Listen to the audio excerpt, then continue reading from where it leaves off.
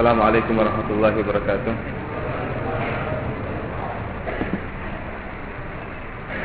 Innal hamdalillah nahmaduhu wa nasta'inuhu wa nastaghfiruh wa na'udzu billahi min shururi anfusina wa sayyiati a'malina. May yahdihillahu fala mudilla lahu wa may yudlil fala hadiyalah. Asyhadu an la ilaha illallah wahdahu la syarika lah wa asyhadu anna Muhammadan abduhu wa rasuluhu la nabiyya ba'dah. Ya ayyuhalladzina amanu taqullaha haqqa tuqatih wa la tamutunna illa wa antum muslimun. Fa inna ahsanal kalami kalamullah wa khairal hadi hadi Muhammadin sallallahu alaihi wasallam. Syarrul umuri muhdatsatuha fa inna kulla muhdatsatin bid'ah wa kulla bid'atin dhalalah wa kulla dhalalatin finnar. Wa ana fillah wa akhwati fid din azani Allah wa iyyakum. Alhamdulillah pada pagi hari ini Allah Subhanahu wa taala masih memberikan kita kesempatan untuk berkumpul kembali dalam rangka untuk menuntut ilmu, menjalankan dari salah satu ibadah yang sangat agung, yaitu menuntut ilmu. Dan tema yang akan kita bicarakan pada pagi hari ini tentang hikmah dalam berdakwah.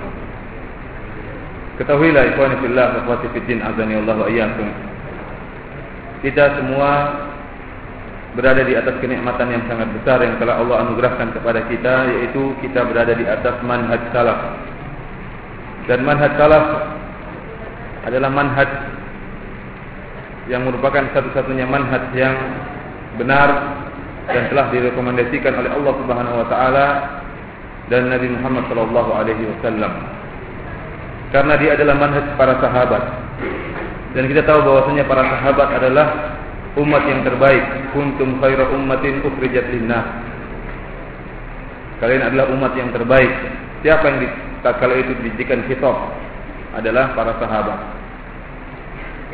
Kemudian Rasulullah sallallahu alaihi wasallam juga bersabda, khairun nasi qarni, tsumma alladziina yalunahum, tsumma alladziina yalunahum. Sebaik-baik generasi adalah generasiku, yaitu generasi para sahabat. Bagaimana tidak mereka merupakan generasi yang terbaik? Sedangkan guru mereka adalah Rasulullah sallallahu alaihi wasallam. Mereka diajar langsung oleh manusia yang terbaik, yaitu Nabi Muhammad sallallahu alaihi wasallam, dengan pendidikan yang terbaik, dengan tarbiyah yang terbaik. Dan mereka lah generasi yang pertama yang menerapkan Al-Qur'anul Karim. Seluruh ayat yang diturunkan oleh Allah Subhanahu wa taala, yang pertama kali menerapkannya adalah para sahabat radhiyallahu anhum. Kemudian ternyata tatkala mereka menerapkan ayat-ayat Allah Subhanahu wa taala, menerapkan perintah-perintah Allah, bukan hanya Rasulullah sallallahu alaihi wasallam yang mengawasi praktek penerapan ayat-ayat tersebut, bahkan Allah Subhanahu wa taala pun langsung mengawasi bagaimana para sahabat tatkala menerapkan ayat-ayat tersebut. Oleh karena itu, jika ternyata para sahabat melakukan kesalahan dalam praktek ayat-ayat yang diturunkan oleh Allah Subhanahu wa taala, akan datang teguran, akan turun teguran dari Allah Subhanahu wa taala.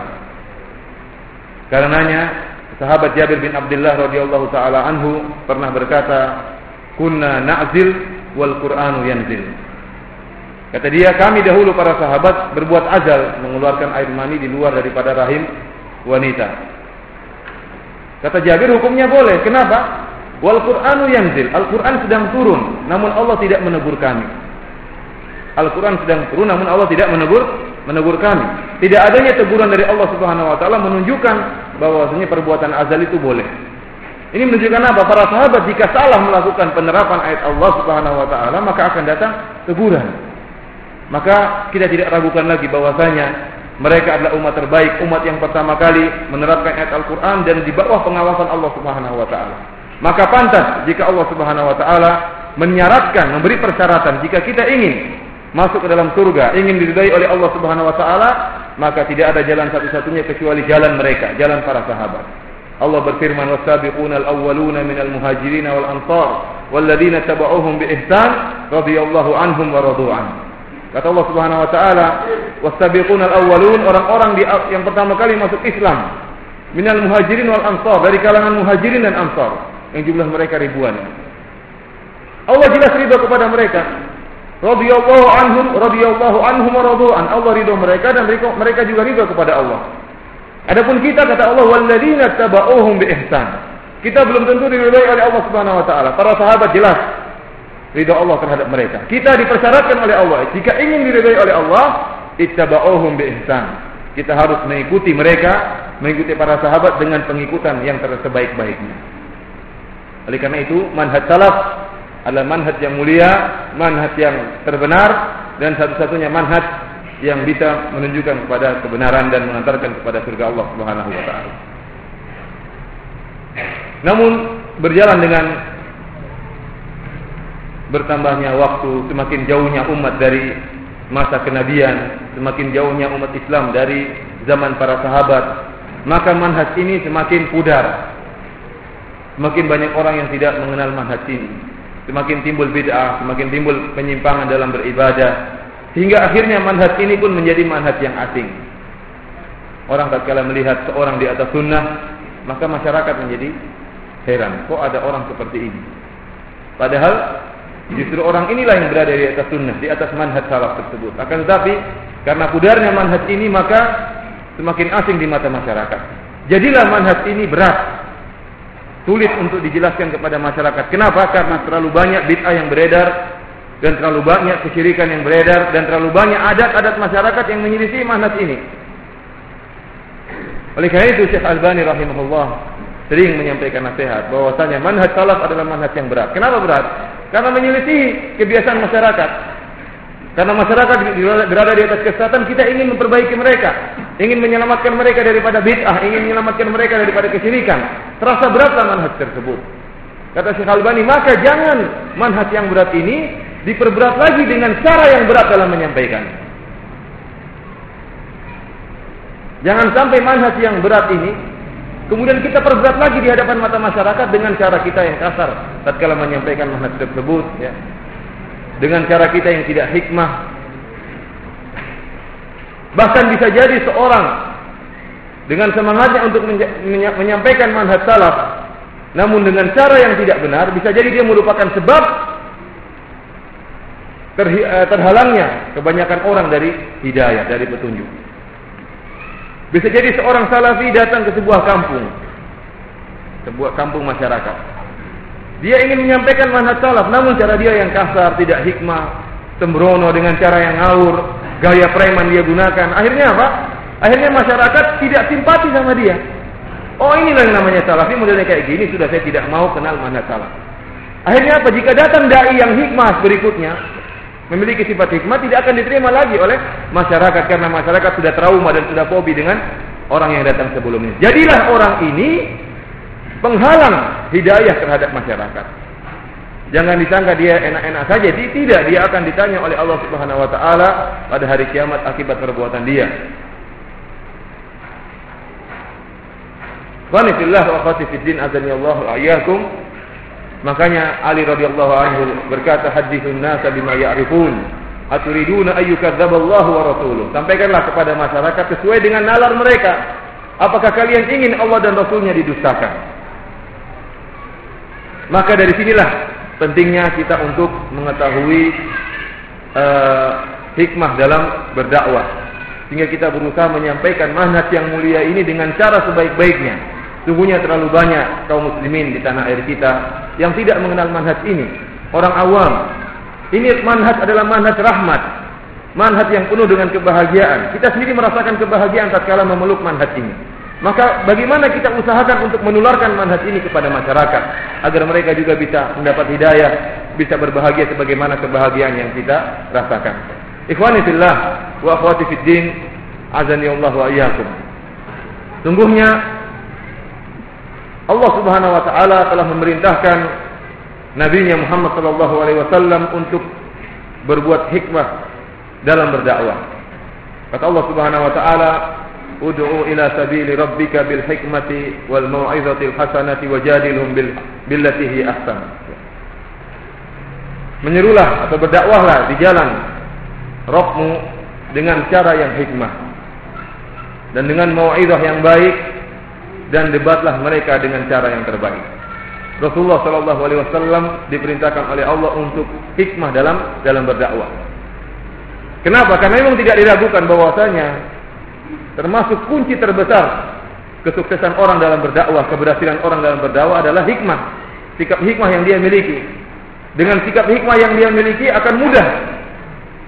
Semakin banyak masyarakat yang akan mendapatkan hidayah.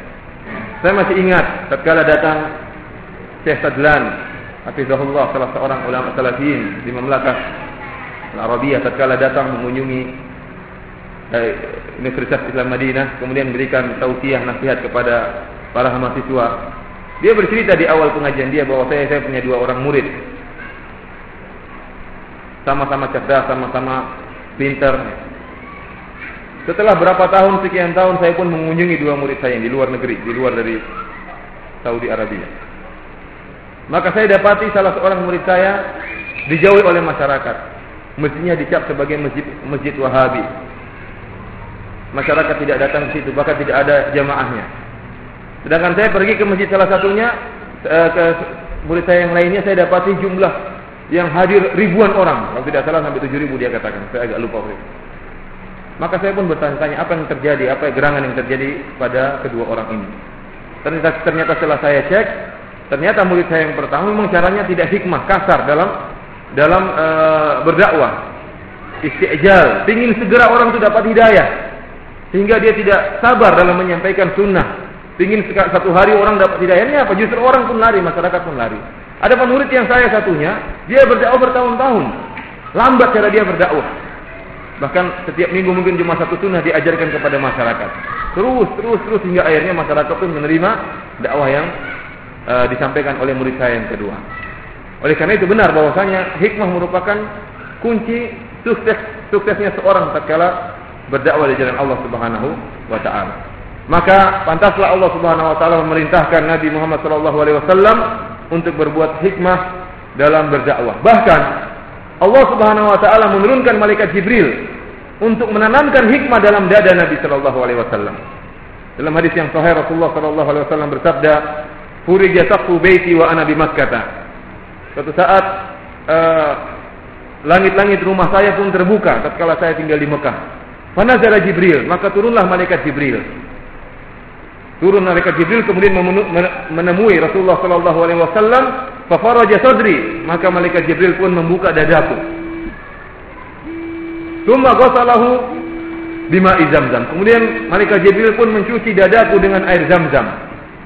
Tsumma jaa'a bi taftin min dhahabin mumtali'in imanan wa hikmah.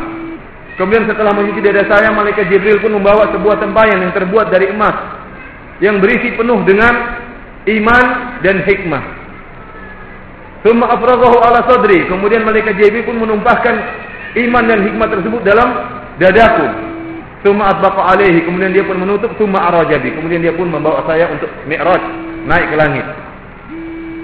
Lihat di sini bagaimana malaikat Jibril mengisi dada Nabi sallallahu alaihi wasallam dengan 2 perkara, keimanan dan hikmah. Maka pantaslah jika semua tasarrufat Nabi sallallahu alaihi wasallam, semua perbuatan Nabi sallallahu alaihi wasallam dibangun di atas 2 perkara ini, iman dan hikmah. Ini menunjukkan akan pentingnya hikmah. Bagaimana tidak dia digandengkan dengan keimanan, bahkan ditancapkan dalam dada Nabi sallallahu alaihi wasallam, sehingga seluruh cara dakwah Nabi sallallahu alaihi wasallam dibangun di atas sifat hikmah. Oleh karena itu jika seorang dai memiliki sifat hikmah, maka dia telah mendapatkan kebaikan yang sangat banyak. Bisa jadi seorang alim, pintar, cerdas, hafal Quran, hafal hadis, namun tidak memiliki sifat hikmah, mahrum dari sifat hikmah, tidak memiliki sifat hikmah. Makanya Allah Subhanahu wa taala mengatakan yu'til hikmata may yasha wa man yu'tal hikmah faqad utiya khairan katsira. Sungguhnya Allah Subhanahu wa taala memberikan hikmah kepada siapa yang Dia kehendaki, dan barang siapa yang diberikan hikmah, maka dia telah diberikan kebaikan yang sangat banyak. Ikhwani fillah wa akhwati fid din, azani Allah wa iyyakum. Apa itu hikmah? Hikmah dalam bahasa Arab artinya wad'u syai' ala mawdhi'ihi atau wad'u syai' mawdhi'ahu. Meletakkan sesuatu pada tempatnya. Itulah namanya hikmah. Makanya Allah juga diberi sifat Al-Hakim. Allah itu Maha bijak, ya. Karena segala urusan Allah pas sesuai dengan yang seharusnya. Jadi hikmah itu adalah meletakkan sesuatu pada tempatnya. Adapun Al-Imam Ibnu Qayyim rahimahullah dalam Madarijus Salikin mengatakan bahwasanya al-hikmah yaitu fi'lul ladzi yanbaghi fil waqti alladhi yanbaghi 'ala al-wajhi alladhi yanbaghi. Hikmah adalah melakukan perbuatan yang seharusnya dilakukan, yang sebaiknya dilakukan pada waktu yang pas yang harusnya dilakukan perbuatan tersebut, 'ala al-wajhi alladhi yanbaghi, pada cara yang pas. Jadi perbuatan yang mestinya dilakukan pada waktu yang pas dan cara yang pas. Itu namanya hikmah. Dan itulah yang seharusnya dilakukan seorang dai dalam berdakwah. Dia harus memiliki sifat hikmah dalam berdakwah. Dia harus tahu jika kondisi masyarakat seperti ini, apa yang harus dia lakukan. Terus kapan momennya pasnya harus dia lakukan. Dan bagaimana caranya yang terbaik yang harus dia lakukan agar masyarakat mendapatkan hidayah. Itulah yang disebut dengan dai yang hakim, dai yang penuh dengan hikmah dalam berdakwah. Ikhwani fillah wa ati fid din, azani Allah wa iyyakum. Wa rahimani wa rahimakumullah. Para ulama menyebutkan tentang bagaimana hikmah dalam dakwah. Kebanyakan mereka menyebutkan ciri-ciri dai yang hikmah. Untuk menggambarkan seorang dai itu bagaimana disebut dengan dai yang hikmah, maka para ulama menyebutkan tentang ciri-ciri dai yang hikmah tersebut. Sebagaimana disebut oleh Syekh Sa'di rahimahullah dalam tafsirnya dan juga ulama yang lain. Dan perhatian mereka setelah saya baca, tatkala para ulama menyebutkan bagaimana sih dai yang hikmah itu, konsentrasi mereka terbesar pada masalah akhlak. Bahwasanya dai yang hikmah yaitu dai yang perhatiannya terhadap akhlak sangat besar, yaitu dai yang berakhlak mulia. Dai yang berakhlak mulia. Dan ini memang benar. Karena memang demikianlah ciri dakwah Rasulullah sallallahu alaihi wasallam. Dakwah Nabi Muhammad sallallahu alaihi wasallam adalah dakwah yang dikenal dengan dakwah akhlak. Dakwah Nabi sallallahu alaihi wasallam dikenal dengan dakwah tauhid dan dakwah akhlak. Dakwah tauhid dan dakwah akhlak. Bagaimana tidak? Rasulullah sallallahu alaihi wasallam bersabda, "Innama bu'itsu liutammima makarimal akhlak." Sungguhnya aku diutus oleh Allah Subhanahu wa taala untuk memperbaiki akhlak. Untuk memperbaiki akhlak yang mulia, untuk menyempurnakan akhlak yang mulia. Karenanya, dakwah Nabi sallallahu alaihi wasallam dikenal oleh musuh-musuh Nabi dengan dakwah yang penuh akhlak. Nabi Muhammad sallallahu alaihi wasallam dakwanya dikenal oleh musuh-musuh Nabi Muhammad dengan dakwah akhlak. Tatkala Abu Sufyan radhiyallahu anhu tatkala masih kafir, tatkala dia bertemu dengan Raja Herakl, Malikur Rum, maka Herakl bertanya tentang sifat-sifat Nabi sallallahu alaihi wasallam, tentang ciri-ciri Nabi sallallahu alaihi wasallam. Di antara pertanyaan Herakl, dan ini merupakan inti pertanyaan dari pertanyaan yang disampaikan Herakl kepada Abu Sufyan yang tatkala itu masih kafir, kata Herakl, "Wa madza ya'murukum?" Apa sih yang diperintahkan si Muhammad kepada kalian? Wa madza ya'murukum? Apa yang diperintahkan oleh Nabi Muhammad sallallahu alaihi wasallam? Abu Sufyan berkata, "Qala u'budullaha wa la tusyriku bihi syai'a watruku ma qala aba'ukum." Kata Abu Sufyan, si Muhammad memerintahkan kami u'budullah, untuk sembahlah Allah saja dan tidak berbuat kesyirikan, dan tinggalkanlah apa yang telah dikatakan oleh nenek moyang kalian, mungkin dari kesyirikan atau bersumpah dengan nama selain Allah. Ini poin yang pertama, tauhid semuanya. Itulah dakwah Nabi, dikenal oleh Abu Sufyan. Bahwasanya Muhammad itu memerintahkan untuk bertauhid, menyembah Allah saja dan tidak berbuat kesyirikan dan meninggalkan segala bentuk kesyirikan. Ini poin pertama. Poin kedua, Abu Sufyan melanjutkan, wa ya'muruna bil afaf was-sidq was-silah. Dan Rasulullah sallallahu alaihi wasallam itu menyuruh kami untuk apa? Untuk jujur dalam berkata, akhlak. Itulah yang senantiasa didengung-dengungkan oleh Nabi sallallahu alaihi wasallam, untuk jujur dalam berkata, untuk al-afaf, untuk menjaga diri dari perbuatan keji dan silah, dan untuk menyambung silaturahmi. Ini dakwah Nabi sallallahu alaihi wasallam dikenal oleh Abu Sufyan. Bahwasanya si Muhammad itu nyuruhnya tauhid dan akhlak. Demikian juga Abdullah bin Salam radhiyallahu anhu, tatkala Nabi sallallahu alaihi wasallam berhijrah dari kota Mekah ke kota Madinah. Apa sih yang pertama kali didakwakan oleh Nabi sallallahu alaihi wasallam? Kata Abdullah bin Salam, "Awwal kalamin sami'tuhu min Nabi sallallahu alaihi wasallam, ya ayyuhan nas afshus salam bainakum." Pertama kali yang saya dengar dari perkataan Nabi Muhammad sallallahu alaihi wasallam tatkala masuk ke Madinah, apa kata dia? Ya ayyuhan nas, wahai manusia, afshus salam bainakum, tebarkanlah salam di antara kalian. Masalah akhlak. Wa at'imu ta'am, dan manusia hendaknya kalian memberi makan kepada fakir miskin. Wasilul arham, dan hendaknya kalian menyambung tali silaturahmi. Wa sallu bil laili wan nasu niyam, dan salatlah malam tatkala orang-orang dalam keadaan tidur. Tadkhulul jannata bisalam, maka kalian akan masuk surga dengan penuh keselamatan. Inilah dakwah Nabi sallallahu alaihi wasallam pertama kali di Madinah. Masalah akhlak, tebarkanlah salam, masalah akhlak. Silaturahmi, memberi makan fakir miskin, akhlak yang mulia semuanya. Maka itulah dakwah Nabi sallallahu alaihi wasallam, dikenal dengan dakwah tauhid dan dakwah akhlak. Allah Subhanahu wa taala menggandengkan dua perkara dalam Al-Qur'an. Kata Allah Subhanahu wa taala, "Wa'budullaha wa la tusyriku bihi syai'a wa bil walidaini ihsana wa bidzil qurba wal yatama wal masakini wal jari dzil qurba wal jari junubi wa sahibi bil jambi wa ibnis sabili wa ma malakat aymanukum." Kata Allah Subhanahu wa taala, sembahlah kepada Allah saja dan tidak berbuat kesyirikan. Kemudian itu masalah tauhid. Kemudian Allah gandengkan dengan akhlak. Wa bil walidaini ihsana. Maka hendaknya kalian berbakti kepada kedua orang tua. Demikian juga kepada karib kerabat, berbuat baiklah sebaik-baiknya. Bahkan kepada tetangga dekat, tetangga jauh, kepada sahabat dekat, Allah tak perinci. Berbuat baik kepada orang tua, kepada karib kerabat, kepada tetangga jauh, kepada tetangga dekat, kepada sahabat dekat, kepada orang musafir, kepada budak. Allah jelaskan secara terperinci untuk berbuat sebaik-baiknya, bermuamalah dengan mereka sebaik-baiknya. Masalah akhlak. Maka tidak diragukan lagi bahwasanya dakwah Nabi Muhammad SAW adalah dakwah yang dikenal dengan akhlak, tauhid dan akhlak. Maka kita pun demikian. Seharusnya dakwah salafiyah, dakwah yang dikenal dengan tauhid dan akhlak. Seharusnya kita ini dikenal oleh musuh-musuh kita atau dikenal oleh orang-orang yang menyelisih kita, bahwasanya seorang salafi itu seorang yang tauhidnya jempol dan akhlaknya jempol. Seharusnya demikian. Namun kenyataannya bagaimana? Siapa yang tahu Medan? Siapa yang tahu Medan? Bagaimana Medan dakwah salafiyah di Medan? Bagaimana? Dikenal kita dengan apa? Dengan murah senyum. Salafi dikenal dengan murah senyum? Saya tanya, jujur saja, jangan sembunyi-sembunyikan. Dengan dikenal dengan apa? Katanya saya nggak tahu ya itu. Nah ini yang jadi masalah. Kita alhamdulillah sudah benar dikenal dengan tauhid, itu sudah kemuliaan yang luar biasa. Bahwasanya dakwah salafi dakwah tauhid. Tinggal poin kedua yang kita kurang. Dakwah kita tidak dikenal dengan dakwah akhlak.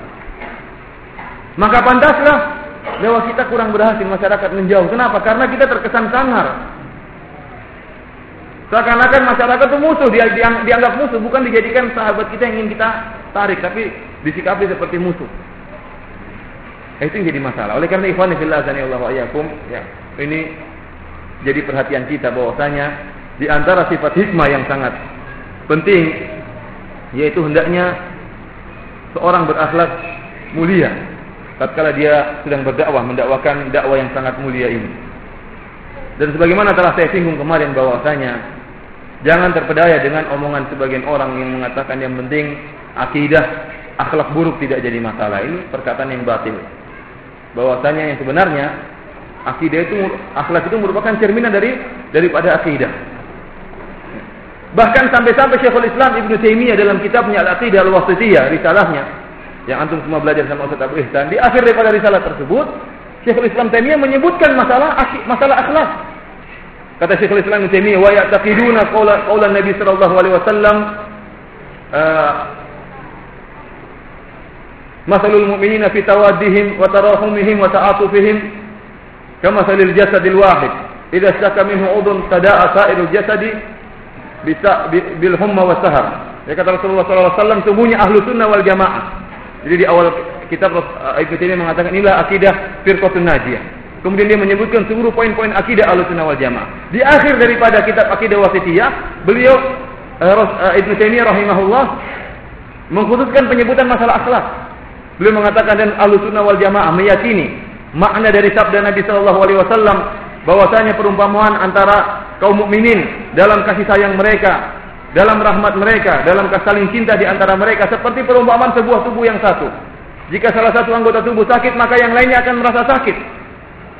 Dan beliau juga mengatakan wa ya'taqidun makna qauli Nabi sallallahu alaihi wasallam akmalul mu'minina imanan ahasinuhum khuluqa. Dan ahlu sunnah wal jamaah meyakini sabda Nabi sallallahu alaihi wasallam bahwasanya orang beriman yang paling sempurna imannya adalah yang paling mulia akhlaknya. Mereka masukkan masalah akhlak dalam masalah akidah, dalam kitab akidah. Akidah wasitiyah yang menyebabkan Ibnu Taimiyah didebat oleh ahlul bidah di zaman dia, dikumpul kemudian, dan bagaimana ceritanya panjang dalam Majmu' Fatawa, kalau nggak salah jilid 3. Antum bisa baca bagaimana perdebatan Syekhul Islam Ibnu Taimiyah dengan ahlul bidah, dikumpulkan dari segala macam mazhab untuk menyerang Ibnu Taimiyah gara-gara akidah ini. Di akhir daripada akidah wasitiyah, Ibnu Taimiyah menyebutkan poin masalah akhlak. Bahkan dia menyebutkan secara terperinci, Ahlussunnah wal Jamaah memerintahkan untuk birrul walidain, untuk jujur, untuk memberi makan fakir miskin. Saya lupa poin-poinnya, nanti antum bisa cek dalam akidah wasitiyah. Maka sungguh dusta orang yang mengatakan tidak ada hubungannya akhlak dengan akidah. Tidak apa-apa akidahnya buruk, yang penting tidak pada akhlaknya buruk, yang penting akidahnya baik. Ini enggak benar. Datangkan kepada saya satu contoh ulama salafi akidahnya bagus, akhlaknya buruk. Enggak ada. Cuma kosong aja. Rasulullah SAW sebagaimana saya isyaratkan kemarin, menggandengkan antara masalah akidah dengan akhlak dalam banyak hadis. Dalam banyak hadis. Rasulullah SAW misalnya mengatakan apa? Ma minkum min ahadin illa sayukallimu rabbahu laisa bainahu wa bainahu turjuman. Rasulullah SAW, setiap kalian pasti akan bertemu dengan Allah dan akan berbicara langsung dengan Allah Subhanahu wa taala. Tidak ada perantara antara kalian dengan Allah. Ini akidah atau bukan? Akidah, meyakini kita akan bertemu dengan Allah, kita akan diminta pertanggungjawaban oleh Allah Subhanahu wa taala. Kemudian Rasulullah mengatakan apa? Fattaqun nara walau bisyaqqi tamrah. Maka hendaknya kalian takut kepada api neraka meskipun dengan bersedekah setengah daripada buah kurma. Fa in lam tajidu fa bi kalimatit thayyibah. Kalau tidak mampu, tidak punya kurma, tidak punya duit, miskin, tidak bisa sedekah, maka dengan kalimat yang baik. Kenapa? Karena kalian akan bertemu dengan Allah. Kalian akan diminta pertanggungjawaban oleh Allah Subhanahu wa taala. Kalau ternyata amalan kalian buruk, kalian akan masuk neraka. Maka Rasulullah mengatakan fattaqun nar, maka takutlah kepada api neraka meskipun dengan apa? Mensedekahkan setengah dari buah kurma, setengah dari butir kurma. Kalau tidak dapat, maka dengan kalimat yang baik. Ini akhlak atau bukan? Seperti yang saya katakan, Rasulullah mengatakan, "Man kana yu'minu billahi wal yaumil akhir, falyukrim dhaifahu." Barang siapa di antara kalian yang beriman kepada Allah dan hari akhir, bayangkan beriman kepada Allah dan hari akhir. Kalau memang benar beriman, maka muliakan tamu. Akhlak mulia. Jangan seperti sebagian orang, kata Pak Yamin kalau di Jakarta sana, ditelepon, saya mau kunjungi kamu. Oh ya, kapan pulangnya? Belum datang sudah ditanya kapan pulangnya. Kalau di Medan katanya tidak ya, kalau di Jakarta ya. Intinya ini semua kembali antara akhlak dengan akidah. La imana liman la amanata lahu. Kata Rasulullah, tidak ada iman bagi orang tidak punya amanah. Ada seorang salafi tidak amanah masalah duit, itu salafinya dipertanyakan. Akidahnya bagaimana? Kalau dia yakin dia akan dihisab oleh Allah, dia akan amanah. Tapi kalau ternyata dia tidak amanah, berarti ini akidahnya cuma wawasan saja, wacana saja. Bisa jadi hafal akidah wasitiyah, bisa jadi hafal usul salatah, bisa jadi hafal akidah tahawiyah. Tapi yang penting penerapannya. Justru akhlak itu merupakan buah daripada akidah. Makanya seperti saya katakan kemarin, tidak heran kalau antum lihat hadis-hadis tentang akidah begitu banyak. Riyadhus Shalihin tebal dibandingkan dengan kitab tauhid. Karena itulah penerapan daripada akidah. Akhlak itulah merupakan penerapan daripada akidah. Imam Ahmad juga dahulu, para imam yang kelihatannya sangar, seperti Imam Ahmad Ibn Mubarak yang terkenal dengan bantah al-bidah, mereka juga punya kitab zuhud. Itu nama apa? Zuhud. Ibn Mubarak punya kitab zuhud. Imam Ahmad punya kitab zuhud, yang mungkin tidak pernah kita baca sama sekali. Kita baca bantahannya saja. Bagaimana zuhudnya juga dibaca. Perhatian mereka terhadap akhlak juga besar. Ikhwani fillah wa fiddin, azani Allah wa iyyakum. Selanjutnya kita bicarakan tentang apa sih akhlak yang mulia. Definisi akhlak yang mulia. Para ulama menyebutkan tentang definisi akhlak yang mulia, di antara mereka yang mengatakan akhlak yang mulia adalah bazlun nada wa kaful adha wal afu amman zalam. Kata mereka bahwasanya namanya akhlak yang mulia itu bazlun nada, yaitu berbuat kebaikan kepada masyarakat, memberi manfaat kepada masyarakat. Wa kaful adha, dan tidak mengganggu orang lain. Kemudian memaafkan orang yang berbuat kesalahan. Al-afu amman ata, ya, memaafkan orang yang berbuat kesalahan. Jadi kebanyakan mereka tatkala memberi ta'rif tentang akhlak mulia, mereka memberikan contoh. Itulah akhlak yang mulia seperti ini. Namanya orang yang akhlak mulia itu apa? Sering membantu orang lain. Kemudian apa? Tidak mengganggu orang lain, baik dengan tangannya maupun dengan lisannya, tidak membantu orang lain. Yang ketiga apa? Kalau ada orang berbuat salah dia maafkan.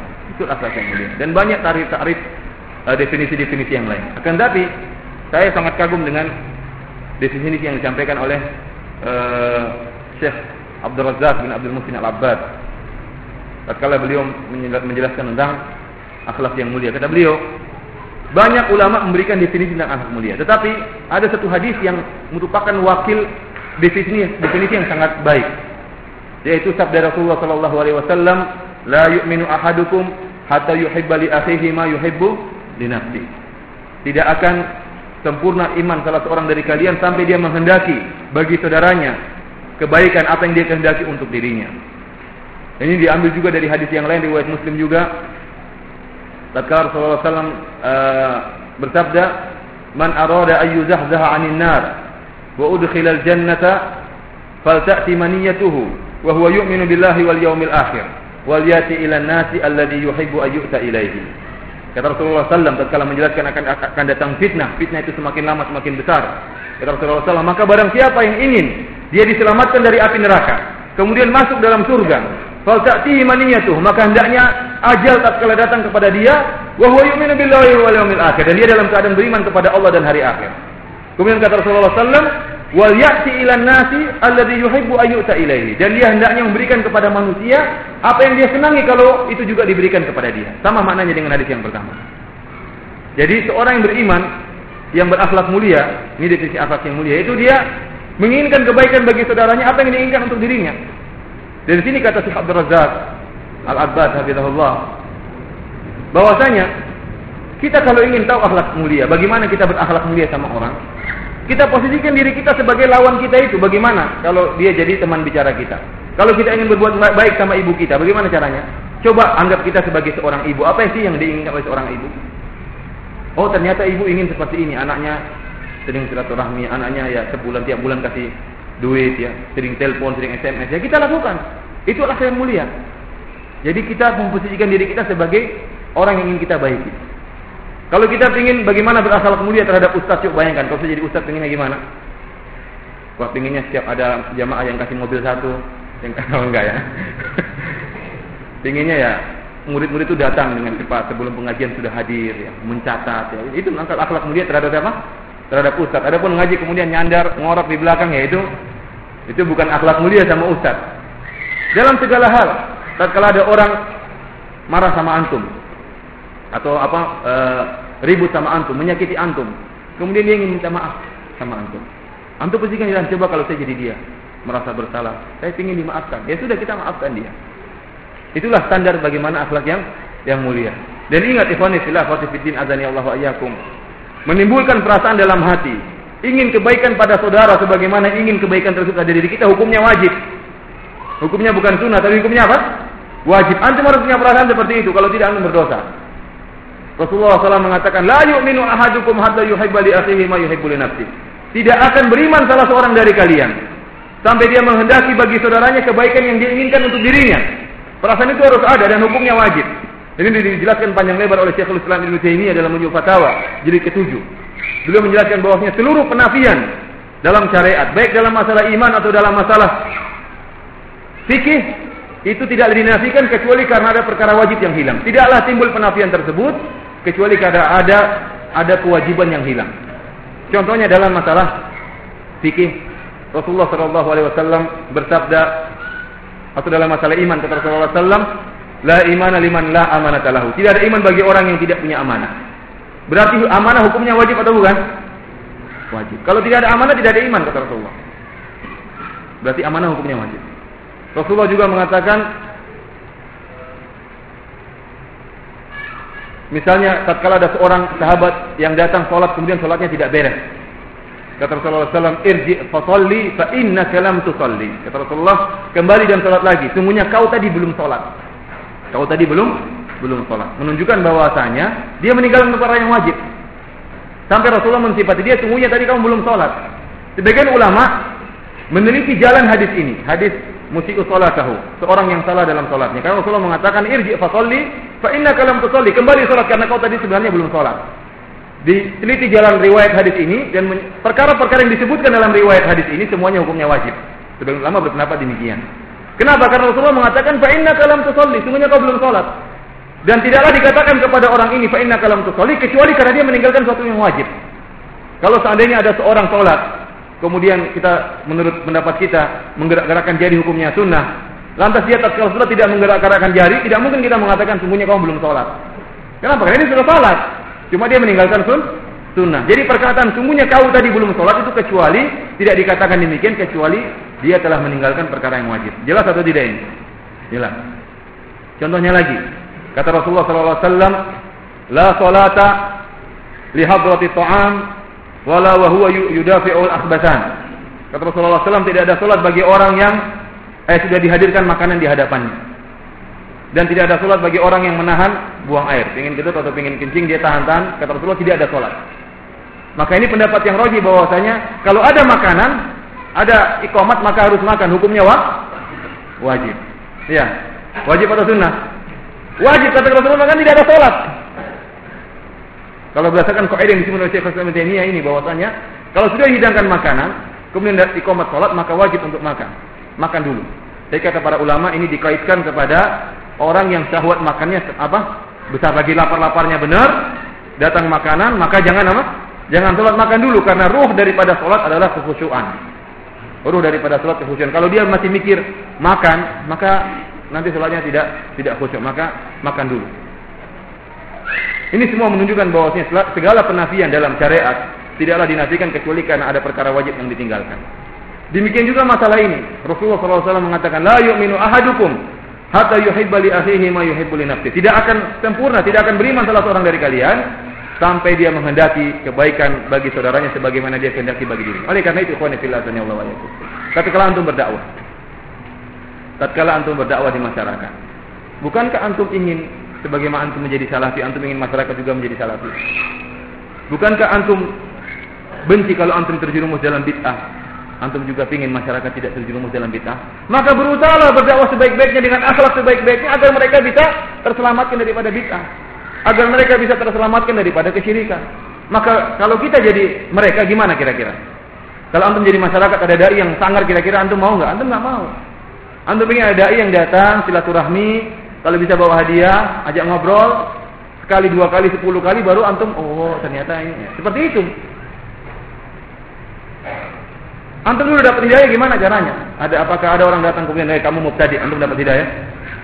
Tidak, ada orang datang kemudian ajak ngomong, ajak ngobrol, akhirnya baru antum ada. Maka demikianlah tatkala kita berdakwah, perhatikan masalah yang sangat fundamental ini, masalah akhlak yang mulia.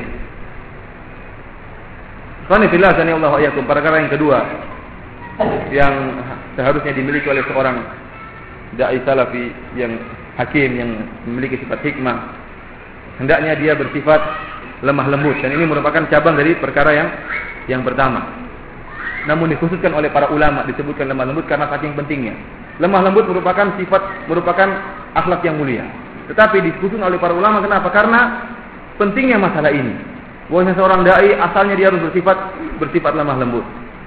Kata Rasulullah sallallahu alaihi wasallam, "Ma kana rizqu fi syai'in illa zana, wa man nuzi'a an syai'in illa shana." Tidaklah kelembutan berada pada sesuatu kecuali akan menghiasinya. Setiap apa perkara apa saja kalau datang di kelembutan maka akan terhiasi. Wa man nuzi'a an syai'in illa shana, dan tidaklah kelembutan dicabut dari sesuatu kecuali akan merusaknya. Dalam satu hadis Rasulullah SAW mengatakan, Inna Allaha rafiq yuhibbur rifqa fil amri kulli. Sungguhnya Allah Subhanahu Wa Taala maha lembut, dan Allah menyukai kelembutan dalam segala perkara.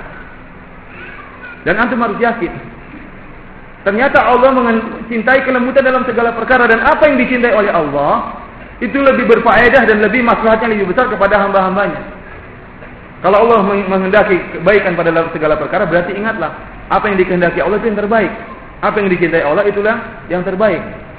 Makanya Allah Subhanahu Wa Taala menjadikan nabinya Nabi Muhammad SAW seorang nabi yang sangat lembut Nabiur Rahmah. Nabi SAW dikenal dengan Nabiur Rahmah, nabi yang penuh dengan rahmat. Nabi yang terkenal dengan akhlak yang mulia, nabi yang terkenal dengan kelembutannya. Sampai-sampai Allah mengatakan, "Fabima rahmatin minallahi linta lahum, walau kunta fadhdhan ghalidhal qalbi lam faddu min hawlik." Kata Allah Subhanahu Wa Taala, "Fabima rahmatin minallahi linta lahum." Karena dengan karunia Allah, maka engkau berbuat lembut wahai Muhammad. Jadi yang menjadikan Rasulullah lembut Allah Subhanahu wa taala. Bahkan Allah menyebutkan itu merupakan karunia Allah. Saya tanya sama para hadirin yang bisa bahasa Arab. Apa i'rab ma di situ? Fabima rahmatin minallahi lintalahum. Ma di situ i'rabnya apa? Oh enggak tahu ya, ini jarang gue. Ma di situ i'rabnya adalah zaidah, laisa laha minal i'rab. Tidak ada i'rabnya karena dia zaidah. Dan para ahli tafsir mengatakan sesuatu yang zaidah itu untuk takkid, menekankan. Seharusnya Allah yang mengatakan fabi rahmatin minallah, tapi Allah tambah fabima rahmatin minallah. Artinya apa? Sungguh-sungguh benar-benar penekanan, sungguh-sungguh benar-benar karena karunia Allah maka engkau Muhammad menjadi lembut kepada mereka. Kemudian Allah tegaskan lagi, walaupun tafaddan ghalidhal qalbi, kalau seandainya engkau itu keras, hatimu keras, lam faddu min haulik, para sahabat akan lari dari engkau wahai Muhammad. Yang lari para sahabat. Bayangkan para sahabat seperti Abu Bakar, seperti Umar, Utsman, Ali, yang hati mereka juga baik, yang sangat lembut hati mereka. Namun kalau Nabi Muhammad memiliki sifat kasar, mereka akan lari. Itu para sahabat bisa lari. Apalagi masyarakat sekarang. Kalau para sahabat saja tidak diberi sifat lembut lari, apalagi masyarakat sekarang. Oleh karena itu kebutuhan masyarakat dengan kelembutan kita sangatlah dibutuhkan. Tidaklah kita keluar pada sikap kekerasan kecuali kalau benar-benar dengan perhitungan yang matang. Karena asalnya dakwah itu lembut. Boleh bersikap keras, boleh bersikap kasar, boleh. Kalau memang itu masalahnya demikian. Tapi itu di luar daripada asal. Maka tatkala kita berbuat sikap keras harus dengan penuh perhitungan. Tidak sebagian orang yang menjadikan sikap keras merupakan asal dakwahnya. Kadang-kadang baru lembut. Ini tidak benar. Kita harusnya selalu lembut, kadang-kadang keras. Harusnya begitu. Bukan biasanya keras, kadang-kadang lembut. Lihatlah bagaimana Rasulullah SAW menyikapi sahabatnya yang keliru. Tatkala ada seorang Arab Badui, dakhala al-masjid Arabiyun, ya, ada seorang Arab Badui datang ke dalam masjid, kemudian fabala fi ta'ifatil masjid, kemudian dia kencing di pojok masjid, ya. Ada Rasulullah, ada para sahabat. Bayangkan ada Rasulullah mungkin lagi ceramah, mungkin lagi sholat, tiba-tiba ada orang Arab Badui kencing di pojok masjid. Kalau kita gimana? Mungkin sudah babak belur orang ini. Mungkin wajahnya sudah berubah, tidak dikenal lagi, ya. Datang, akhirnya para sahabat fasajaruhun nas. Para sahabat ingin menghentikan orang ini. Kok kurang ajar kencingnya, Pak? Kencing di masjid. Tapi Rasulullah panahahu Nabi sallallahu alaihi wasallam. Nabi melarang. Jangan, biarkan. Sampai akhirnya setelah dia selesai kencing, Rasulullah biarkan sampai selesai kencing, Rasulullah pun menyuruh bidanubi min ma, mengambil seember air kemudian ditumpahkan. Rasulullah SAW kemudian memanggil orang Arab Badui tadi. Rasulullah SAW mengatakan, ini hadzal masjid laisa li syai'in minal aqdar wal abwal, atau kama qala Rasulullah sallallahu alaihi wasallam. Kata Rasulullah sallallahu, wahai orang Arab Badui, sungguhnya masjid ini bukanlah tempat kotoran dan juga bukan tempat kencing. Rasulullah tidak marah, Rasulullah tidak membentak, ya.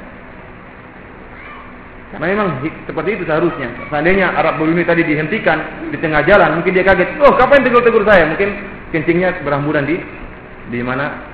Di masjid, ya. Semakin parah kalau ditegur. Kemudian kalau dipaksa untuk berhenti mungkin sakit, ya, bagaimana? Lagi tengah kencing kemudian berhenti kamu, ya sakit mungkin. Makanya Rasulullah suruh biarkan. Ini sifat hikmah Nabi SAW. Rasulullah pun tidak marah, tegur dengan perkataan yang halus. Orang itu lebih terima kalau kita tegur dengan perasaan yang halus. Ada orang melakukan bid'ah, antum datang, Mas, assalamualaikum, gimana kabarnya Pak? Boleh saya sampaikan sesuatu, ya? Ini karena, yuk ngomong baik-baik. Orang mungkin terima, tapi kalau ini salah, ini tidak ada sunnahnya, gimana orang mau terima? Tidak akan terima orang. Makanya kelembutan masuk di mana saja akan menghiasi. Orang Arab Badui yang pernah berdoa, setelah sholat dia berdoa, kata dia, Allahumma arhamni Muhammadan wa la tarham ma'ana ghairahu, wa la tarhamna ma'ana ahadan. Kata dia, Allah, kata orang Arab Badui ini karena saking kagum sama Nabi dengan akhlak Nabi, kata dia, Allah, rahmatilah aku dan si Muhammad dan jangan rahmat selain kami. Cukup kami berdua. Saking lembutnya Nabi Muhammad. Demikian juga kita yang lain, tatkala ada Muawiyah bin al-Hakam, tatkala dia sholat bersama para sahabat dan bersama Nabi sallallahu alaihi wasallam, tiba-tiba ada orang yang bersin. Orangnya mungkin mengucapkan alhamdulillah. Sebagian ulama mengatakan tidak mengapa jika seorang bersin kemudian mengucapkan alhamdulillah, karena itu masih termasuk zikir. Akhirnya Muawiyah ini menjawab, yarhamukallah. Dijawab, yarhamukallah. Maka orang sahabat semua pun melihat, karena tidak boleh bicara dalam apa? Dalam sholat. Dia ngomong yarhamukallah, dilihat semua para sahabat. Ternyata sudah dilihat gitu, dia pun tidak mau berhenti. Dia pun bilang, saya lupa ucapan dalam hadis ini. Intinya dia maknanya kalau kita ngapain lihat-lihat? Dia lihat lagi, saya sudah jarang muka Allah, ngapain lihat saya? Akhirnya para sahabat pun tidak berhenti, hanya malah mukul paha mereka untuk diam, suruh diam, sudah pukul paha mereka. Akhirnya pun dia diam. Jadi kata Imam Nawawi bahwasanya gerakan dalam sholat diperbolehkan kalau memang untuk kemaslahatan sholat. Para sahabat mukul apa? Mukul paha mereka supaya diam, intinya diam. Kata Imam Nawawi dahulu belum disyariatkan subhanallah, sehingga mereka untuk menegur Muawiyah mereka harus mukul paha mereka. Setelah itu Rasulullah SAW memanggil Muawiyah. Kata Muawiyah, saya tidak pernah menemukan guru yang terbaik daripada Muhammad SAW. Wallahi ma qaharani wala syatamani. Demi Allah, si Muhammad tidak memarah saya, tidak membentak saya. Hanya mengatakan bahwasanya innal hadzal masjid la yasluhu syai'un min kalamin nas.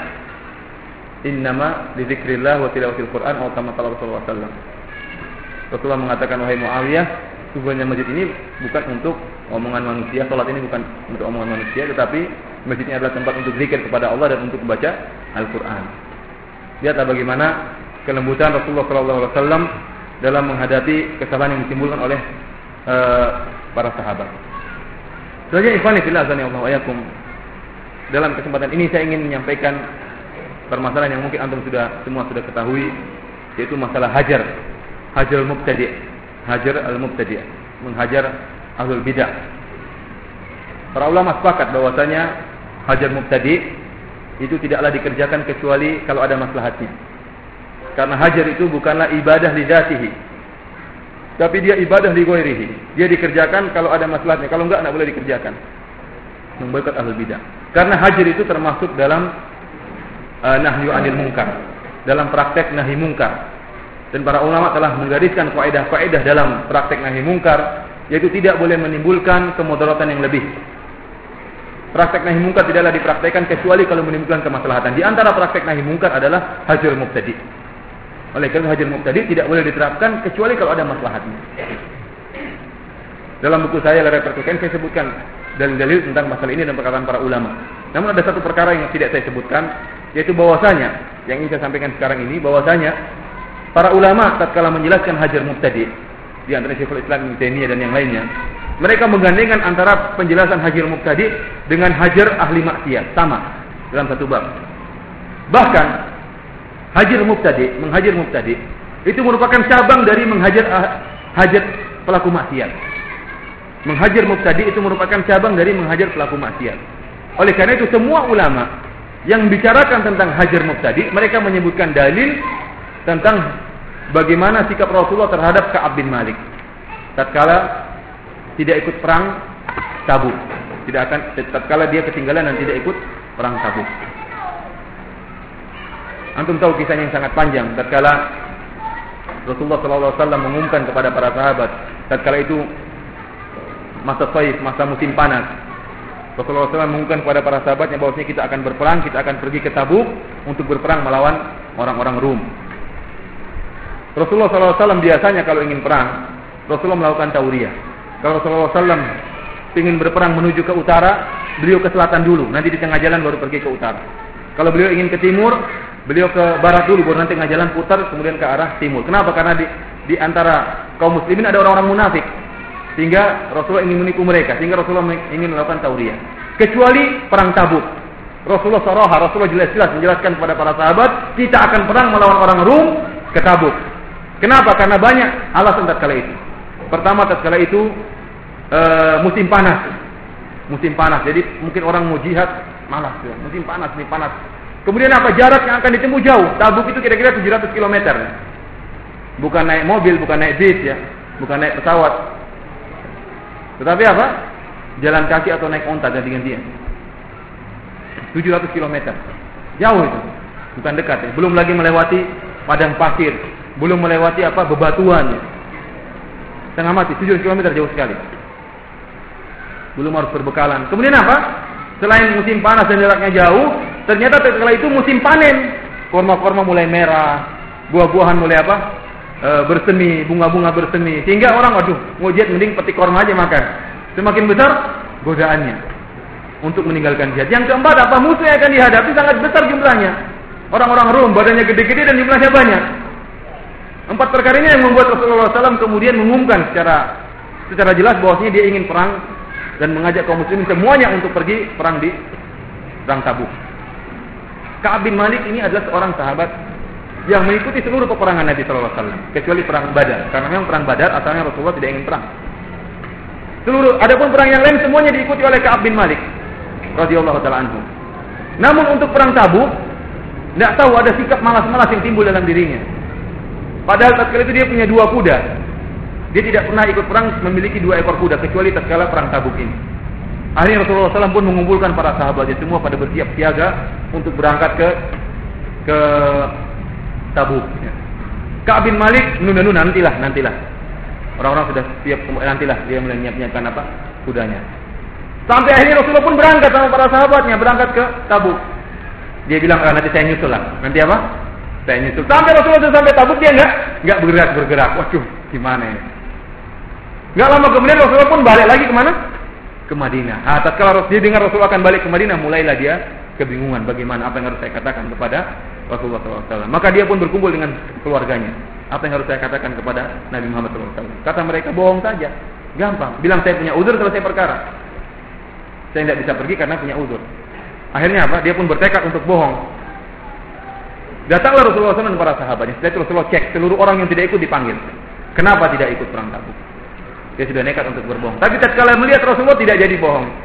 Dia sudah jujur saja. Akhirnya tiap orang munafik datang. Orang-orang munafik yang tidak ikut perang datang. Lapor, kenapa saya punya uzur? Kata Rasulullah, silakan pergi. Semoga Allah maafkan engkau. Lihatlah Nabi, bayangkan. Orang munafik aja dia doain. Rasulullah tahu dia munafik ini. Dia Rasulullah apa? Semoga Allah maafkan engkau. In tastaghfir lahum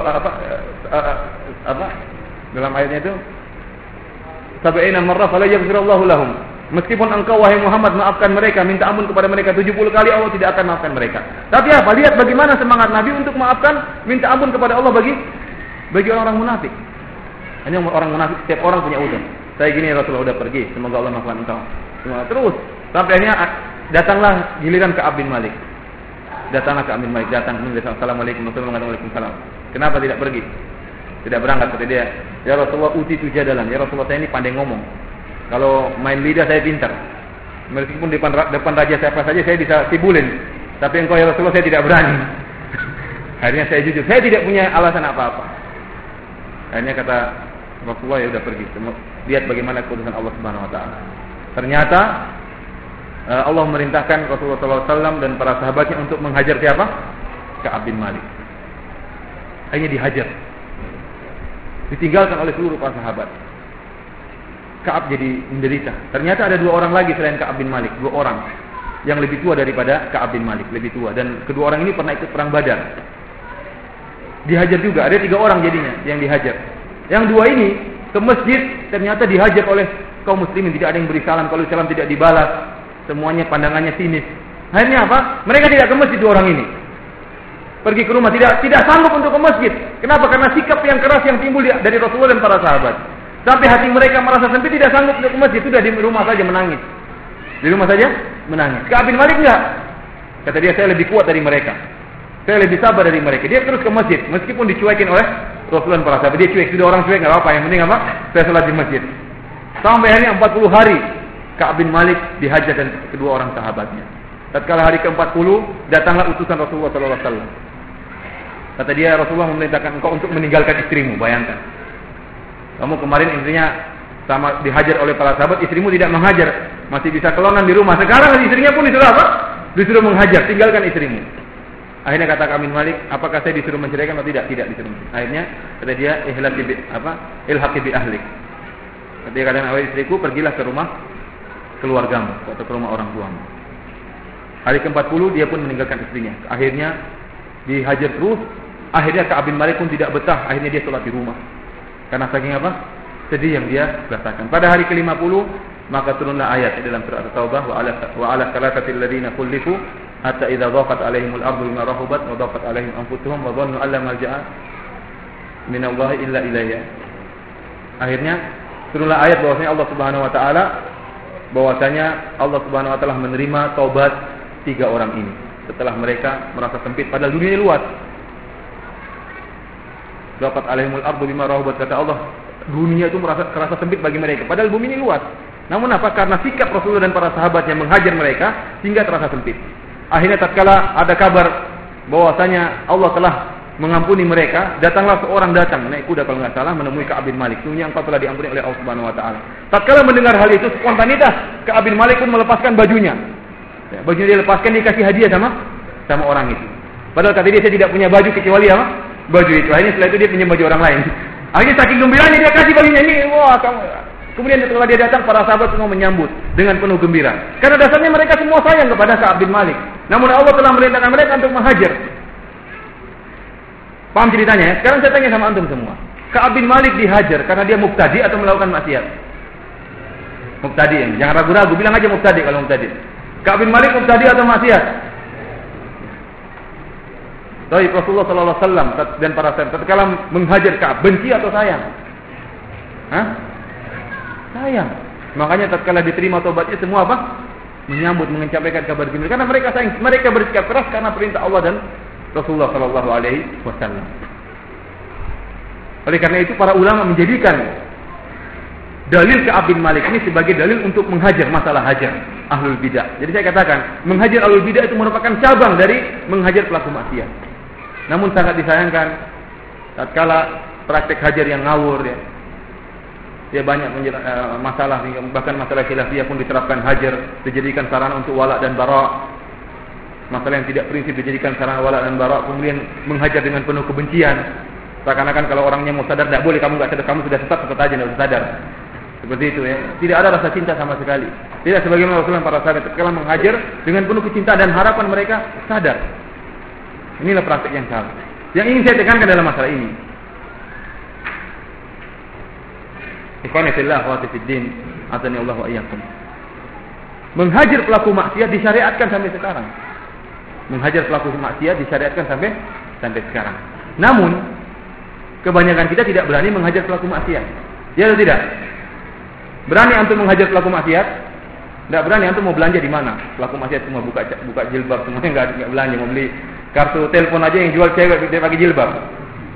Mau naik pesawat ada pramugari enggak pakai jilbab, enggak usah naik pesawat. Mesti pengajian naik pesawat, biar cewek dulu pramugari di atas pesawat. Tidak bisa menerapkan apa? Tidak bisa menerapkan hajar terhadap pelaku maksiat. Kenapa? Karena enggak ada maslahatnya. Tidak ada maslahat. Kalau ada maslahat lakukan, tidak mengapa. Kalau ada maslahat lakukan. Demikian juga orang-orang yang kencing dalam praktek hajar, yang suka mentabdid. Terkadang di rumahnya, mungkin bapaknya tidak sholat, dia tidak menghajar bapaknya. Kenapa? Karena itu bapak saya. Sebagaimana dia tidak bisa menerapkan praktek hajar terhadap pelaku maksiat, padahal dia merupakan asal dalam masalah ini. Dan hajar ahlul bidah itu merupakan cabang. Demikian juga masalah ahlul bidah. Kalau memang ada maslahatnya, lakukan. Kalau tidak ada maslahatnya, maka jangan dilakukan. Masyarakat yang tidak mengerti apa-apa dianggap udah dihajar. Gimana mau dapat hidayah? Bagaimana caranya?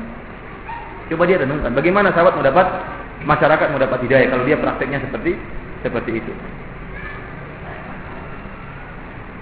Kalau antum mau menghajar pelaku maksiat tidak bisa, antum mau di mana? Mau tinggal di mana? Bahkan sebagian mereka tatkala ngisi pengajian selalu mendengung-dengungkan perkataan sebagian salaf, la an ujawira qiradatal khanazir ahabbu ilayya min mujawarati ahlul bidah. Sebagian salaf mengatakan lebih baik saya bertetangga dengan monyet-monyet dan babi-babi daripada saya bertetangga dengan ahlul bidah. Coba diterapkan itu. Mau tinggal di mana?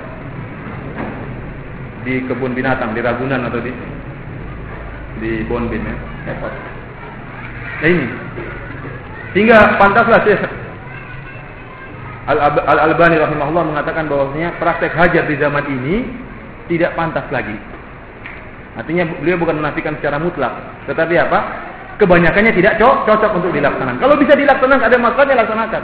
Karena kita jelaskan tadi, hajar itu adalah ibadah karena ada maslahat. Kalau nggak ada maslahat, maka jangan diterapkan. Kemudian kesalahpahaman sebagian orang tatkala membaca perkataan salafus saleh yang kencang-kencang. Ibnu Taimiyah telah menjelaskan, mengingatkan hal dalam Majmu' Fatawa, kalau nggak salah jilid 28. Dia mengatakan bahwasanya sebagian orang tatkala membaca asar salaf yang kencang, mereka umumkan, padahal tidak. Imam Ahmad kencang terhadap ahlul bidah, sikap keras terhadap ahlul bidah. Kata Ibnu Taimiyah, kebanyakan perkataan salaf yang kencang keras-keras itu adalah qadiyatul ain. Qadiyatul ain itu dalam istilah fikih adalah perkara yang tidak bisa dikiaskan karena perkaranya khusus. Tidak bisa diumumkan. Kenapa? Karena mungkin saja Imam Ahmad kondisinya lain ya. Kenapa? Karena mungkin yang dia hajar itu gembongnya ahlul bidah. Kemudian apa kondisi salafus saleh tatkala itu yang dominasi, bukan yang minoritas. Sehingga tidak bisa zaman sekarang berbeda. Yang kita tahdir aja, yang kita hajar, kita saja dihajar ya artinya. Yang dihajarnya bukan gembong ahlul bidah, mungkin masalah sepele dihajar ya. Masalah sepele dibesar-besarkan untuk mempraktekkan hajar. Imam Ahmad dulu yang hajar ahlul bidah, gembongnya ahlul bidah. Maka jangan disamakan, jangan diumumkan segala perkara. Setiap pada masalah hajar, setiap pada masalah hajar. Hajar itu kerjanya hajar. Ustaz, bagaimana orang ini gini-gini? Hajar saja. Sampai kejadian di luar negeri seperti itu. Orang telepon di Madinah, ada saya di telepon di Madinah. Syekh, di mana orang ini? Kamu di mana? Di Amerika, gini. Hajar saja. Akhirnya apa? Kafir, murtad. Saya sampai teman bercerita sama sahabat saya orang Amerika waktu saya di kuliah hadis. Dia mengatakannya, Firanda, bagaimana orang tidak kafir? Seperti saya dulu kan orang kafir. Saya ini orang kafir. Saya hidup di komunitas keluarga saya orang kafir, penuh dengan kebahagiaan, penuh dengan cinta kasih. Kita main bareng-bareng, ke bioskop bareng-bareng ya, main musik bareng-bareng. Kan enak kan, minum bir bareng-bareng. Artinya apa? Penuh kebahagiaan, penuh kecintaan di antara kami. Ternyata saya masuk Islam. Waktu saya masuk Islam, saya dihajar sama keluarga saya. Ternyata orang kafir juga bisa menghajar ya. Saya dihajar sama keluarga saya, nggak ada yang telepon, nggak ada yang. Saya dihajar sama keluarga saya. Saya masuk Salafi. Ternyata saya dihajar juga sama apa? Salafi. Saya kembali aja kafir ya. Benar. Akhirnya kafir lagi. Sebagian teman saya seperti itu kata dia. Sebagian teman saya karena gitu kafir lagi. Kembali lagi ke komunitasnya. Syekh Abdul Malik kemarin juga mengatakan demikian. Pada saya pas kunjungi ke rumahnya, dia cerita ada orang Perancis telepon, setengah jam telepon. Jadi Syekh Abdul Malik ini pintar bahasa Perancis ya. Jadi orang Perancis banyak nelpon, dia nasihati dengan bahasa Perancis. Sampai saking marahnya ada seorang yang telepon, kata Syekh Abdul Malik, dia mengatakan apa? Ya Syekh, ini orang praktik hajar-hajar di Perancis, kita sudah sedikit pada apa? Praktik hajar. Wallahi Syekh, demi Allah, kalau saya punya senjata saya tembak semuanya orang-orang. Memang hajar-hajar diam aja, mati semua dah, nggak ada yang menghajar. Karena saking jengkelnya. Sampai di Perancis tuh, saya dengar terakhir ada yang hafal Quran murtad. Bener ya? Hafal Quran itu apa? Murtad, karena dihajar. Dia jengkel, dia baru masuk Islam, dihajar ya kafir lagi. Nah itu praktek hajar tuh lihat maslahat dan mudarat. Orang ribut di Sumatera telepon ke Jawa, yang Jawa tidak ngerti kondisi di Sumatera misalnya. Hajar sikat saja gimana. Oleh karena ikhwani fil azan ya Allah wa iyyakum. Ana ingatkan bahwasanya praktek hajar itu dibangun di atas kemaslahatan. Jika tidak ada kemaslahatan maka tidak bisa diterapkan. Ikhwani fillah fatiddin azan ya Allah wa iyyakum. Perkara berikutnya yang seharusnya dimiliki oleh seorang dai yang hikmah, yaitu dia mengamalkan ilmunya. Dia beramal dengan ilmunya. Ingatlah ikhwani fillah fatiddin azan ya Allah wa iyyakum. Ilmu ini adalah ibadah yang sangat agung. Dan ilmu itu bukan hanya kita pelajari untuk sebagai wawasan. Tidak boleh. Kita belajar ilmu untuk diamalkan. Karena memang tidak ada pilihan yang ketiga. Pilihan cuma dua. Kata Rasulullah SAW, Al-Qur'anu hujjatun lak au alaik. Quran itu adalah hujah yang membela kamu di akhirat, atau akan jadi bumerang untuk menghantam engkau di akhirat kelak.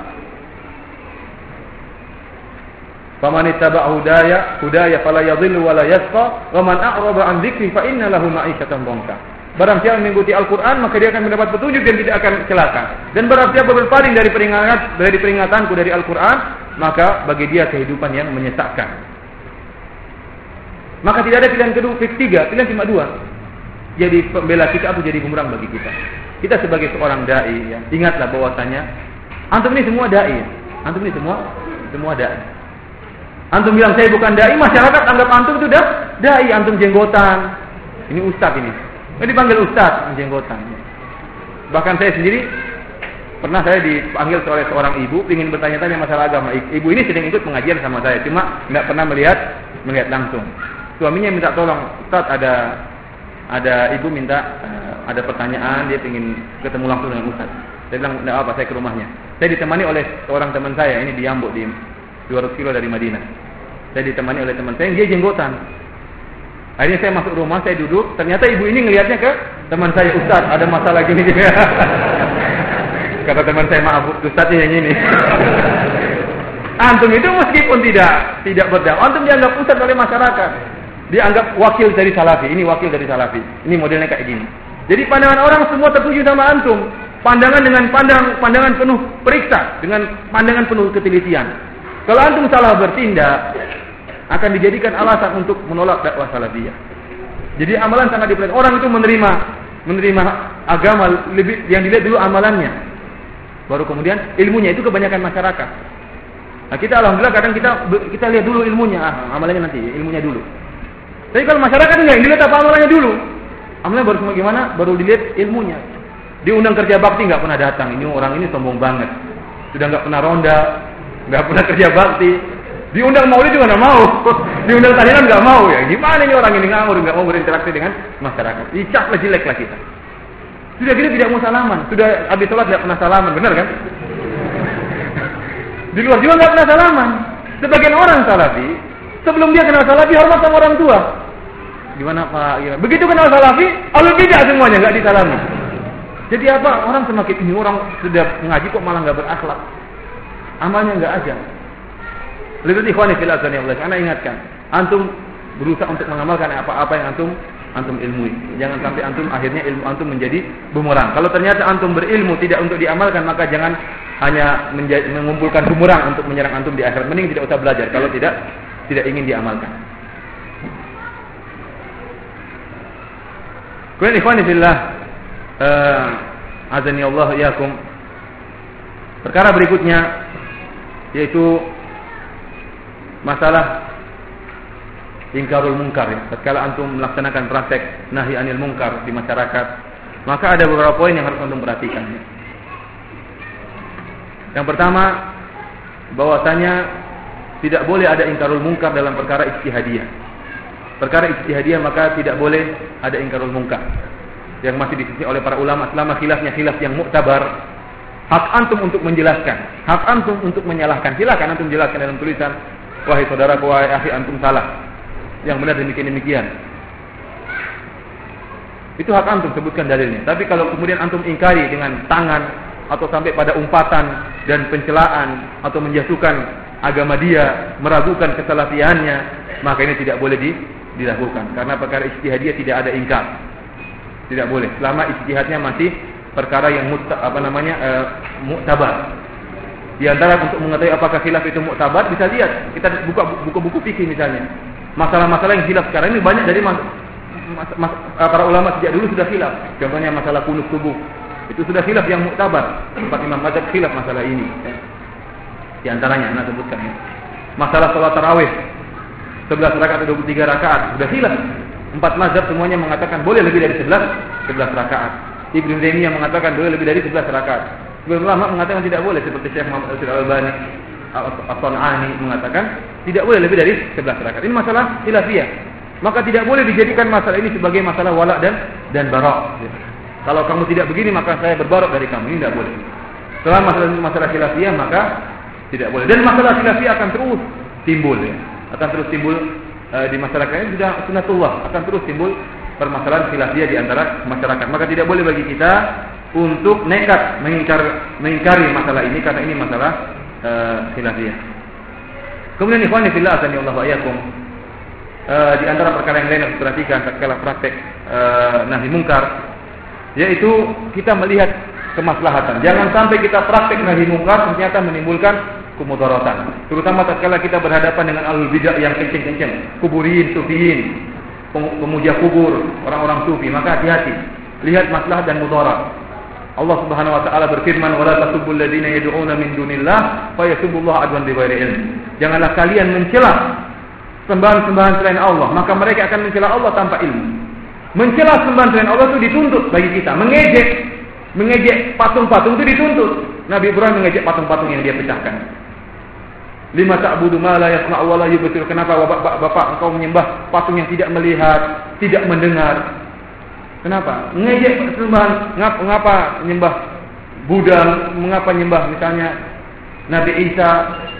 Kita kadang mengejek, kadang dituntut untuk menunjukkan kegoblokan mereka. Tapi kalau ternyata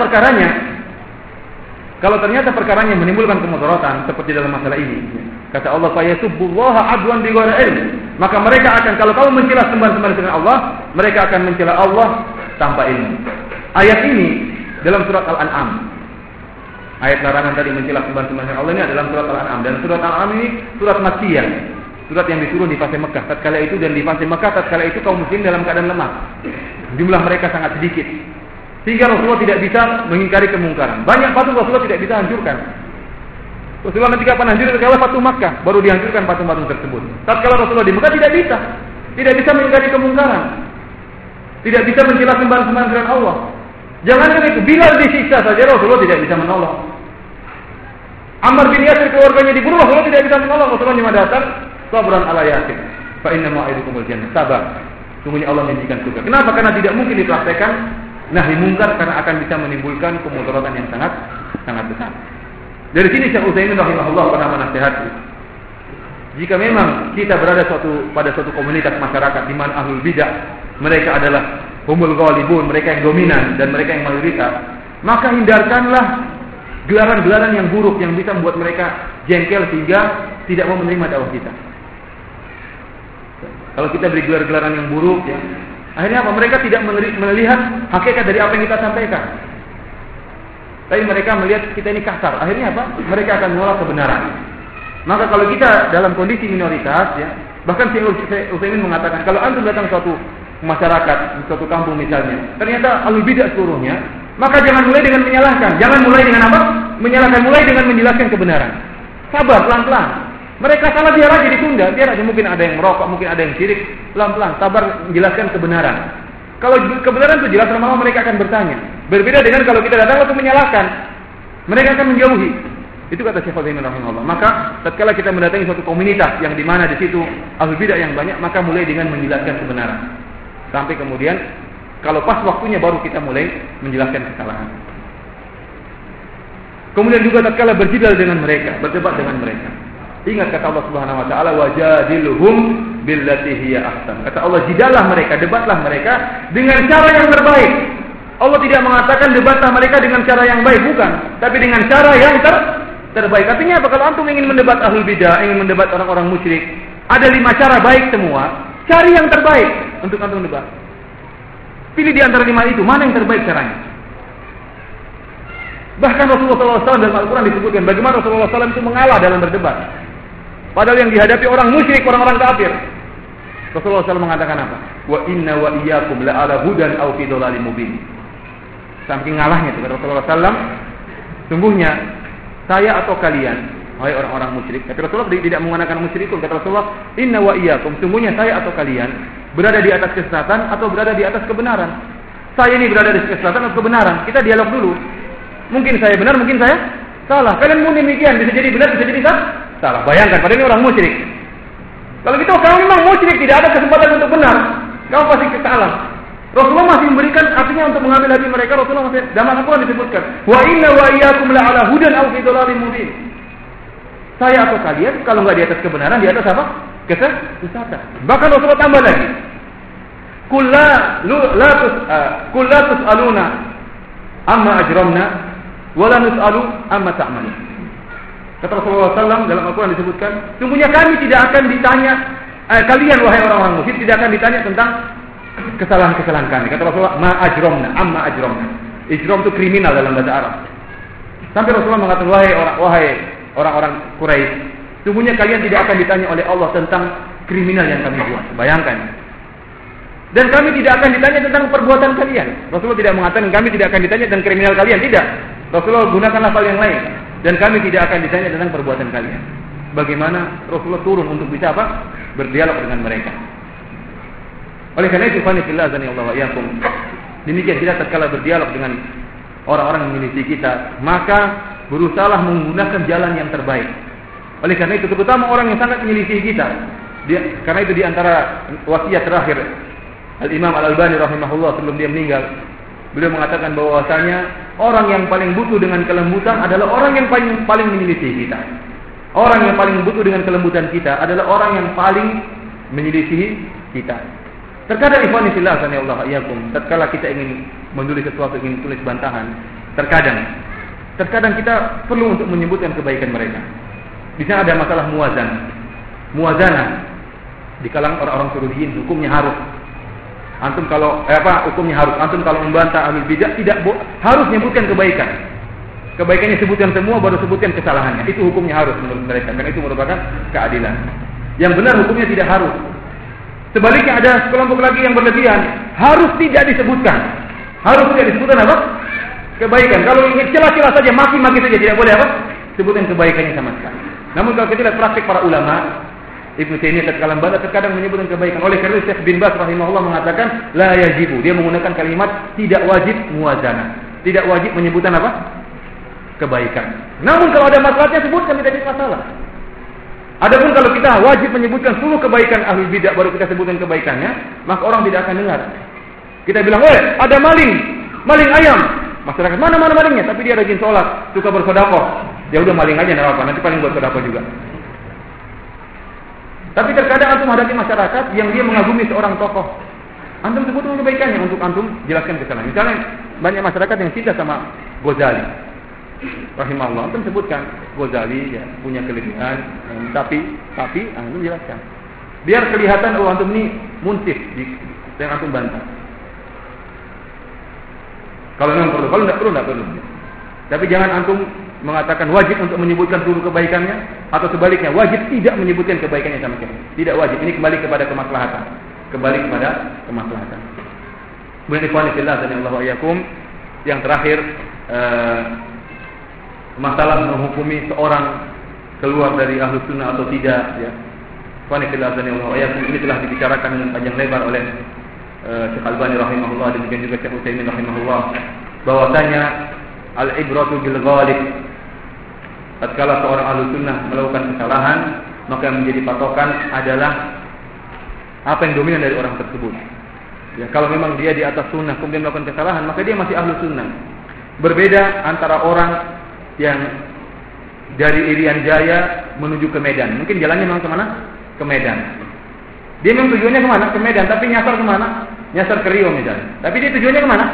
Ke Medan. Beda dengan orang yang sejak awal tujuannya dari seorang pergi ke Amerika, ya lain. Jangan disamakan. Orang yang memang tujuannya ke Medan kemudian salah jalan, tersesat sedikit, itu tetap aja dikatakan dia masih tujuannya kemana? Ke Medan. Demikian juga seorang salafi, ma'ruf. Salafi itu akidahnya jelas. Akidah yang prinsip itu jelas. Terkadang dia punya kesalahan. Baik dalam masalah akidah, kesalahan yang sedikit mungkin ringan, atau masalah bid'ah ringan. Maka jangan antum katakan dia ahlul bid'ah. Kenapa? Karena yang jadi patokan adalah yang dominan.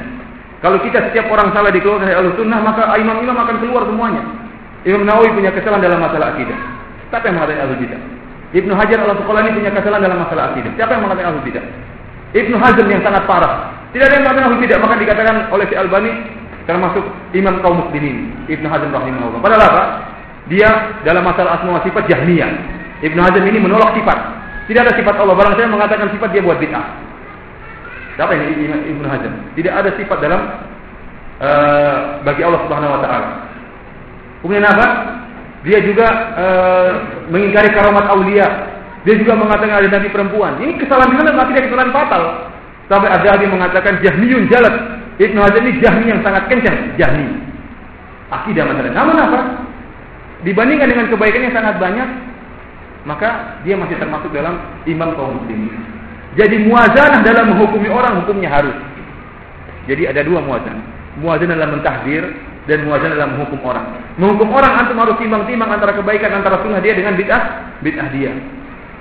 Terutama bid'ah yang ternyata tidak berkaitan dengan itu. Bisa jadi seorang melakukan satu bid'ah, tapi bid'ah yang prinsip masalah akidah keluar dari ahlus sunnah. Bisa jadi orang melakukan 5 bid'ah, tapi bid'ahnya bid'ah yang masalah furu' misalnya, tidak keluar dari ahlus sunnah. Oleh karena itu tidak semua orang melakukan kesalahan kemudian dikeluarkan dari ahlus sunnah wal jamaah. Apa kata Syekh Albani rahimahullah? Turidu sadiqan la aliba fihi wa halil udu yafuhu bila dukhani. Apakah kau ingin seorang sahabat yang tidak punya kesalahan, tidak punya aib? Apakah ada kayu gaharu mengeluarkan harum, bau harum tanpa ada asapnya? Pasti ada asapnya. Oleh karena ikhwan fillah azani walakum, ya, meskipun kita sering ditahdir, meskipun kita sering dihajar oleh saudara-saudara kita, yakinlah bahwa saudara kita itu juga apa? Ahlus sunnah wal jamaah. Kemudian ingat masalah akidah al-wala wal bara'. Ingat al-wala wal bara' penerapannya adalah masalah lahiriah, adalah masalah batiniyah. Para ulama telah menjelaskan ini, Syekh Islam Ibnu Taimiyah, demikian juga Syekh Shalih Al-Fauzan punya kitab al-wala wal bara', risalah kecil. Bahwasanya manusia itu ada 3 golongan. Jenis pertama kita harus wala secara total, loyal kepada dia secara total. Yaitu siapa? Para nabi, para salihin, para ulama. Kita wala kepada mereka. Kenapa? Karena mereka orang-orang saleh. Kita cinta kepada mereka 100%. Ada di golongan manusia yang kita harus barok kepada mereka, benci kepada mereka, akidah mereka 100%. Siapa? Orang-orang kafir. Orang-orang kafir. Dan golongan ketiga, ada orang yang kita barok sekian persen dan kita wala sekian persen. Siapa mereka? Jadi tidak barok secara total dan tidak wala secara total. Siapa mereka? Yaitu pelaku maksiat dan ahli bid'ah. Karena mereka bukan orang kafir. Kaidah jelas, kita berwala kepada seorang tergantung sunnah yang ada pada dirinya, tergantung tauhid yang ada pada dirinya, dan kita barok kepada dia tergantung maksiat yang ada pada dirinya. Maka bisa jadi terkumpul dalam hati kita wala dan barok terhadap satu orang. Maka jangan sampai antum tatkala membantah ahlul bidah selama dia belum kafir, jangan sampai antum timbul kebencian 100% sama dia. Apalagi saudara antum sama salafi. Yang jadi masalah tatkala seorang salafi dari ustaz yang lain, muridnya ustaz ini berbuat kesalahan, benci timbul kita apa 100% ini salah. Ini salah praktik dalam wala dan barok. Ini masalah keyakinan dan antum akan ditanya oleh Allah hari kiamat tentang keyakinan tersebut. Bahwasanya kita berwala kepada seorang tergantung sunnah yang ada dan kita barok terhadap bid'ah yang ada pada diri. Tidak boleh 100%. Ini praktik dalam hati. Lahiriah masalah lain. Jadi kita hajar, meskipun kita cinta kita hajar, bisa jadi.